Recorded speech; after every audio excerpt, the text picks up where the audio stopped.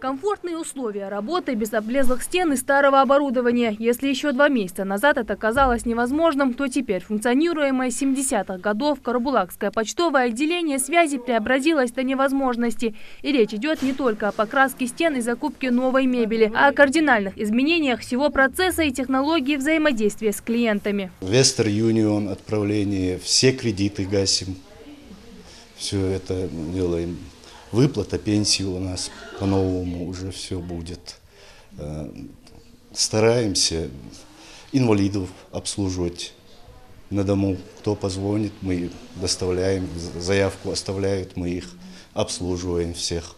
Борьба с очередями, повышение качества и скорости обслуживания с современным форматом предоставления услуг. Здесь отточен самый новый механизм работы. Получить посылку без извещения, избежав долгого ожидания на почте или отправить телеграмму, не выходя из дома. С модернизацией отделения здесь стали доступны условия для предоставления почтового обслуживания клиентов всех направлений. Новую программу ввели. По этой программе мы можем принимать и коммунальные, и посылки, ЕМС посылки, делать кредитные переводы.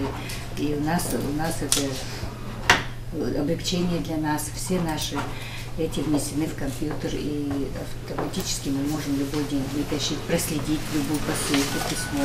Поздравить своих коллег с обновлением почты, а заодно и отправить посылку пришла сегодня Зина Хаматханова. Как признается женщина, такое усовершенствование лишь дополнение к усердию и квалификации сотрудников почт-связи. Очень приятно, что все так красиво стало, очень уютно стало.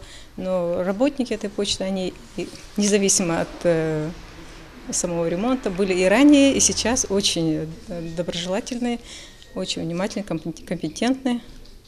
Обслуживает. Нам не приходится задерживаться, обслуживает очень быстро. Почта полностью соответствует всем современным требованиям и задает совершенно новый стандарт качества оказания услуг. Отделение обслуживает 24 тысячи человек, в их числе 1400 пенсионеров и 1360 получателей социальных выплат. Также почта оснащена всем требованиям доступной среды для людей с ограниченными возможностями здоровья. ОПС будущего обеспечивает удобство не только для всех жителей региона, а также и самих работников почты. Очень много было у нас писанины, от руки приходилось писать, а сейчас это все заносится в компьютер, и в любой момент мы можем открыть и посмотреть. Это, конечно, для нас очень большой плюс, то, что мы быстро работаем уже не так, как раньше, то, что надо было все заносить, потом это все опять и коммунальные услуги, и все остальные, вот у нас они по компьютеру идут.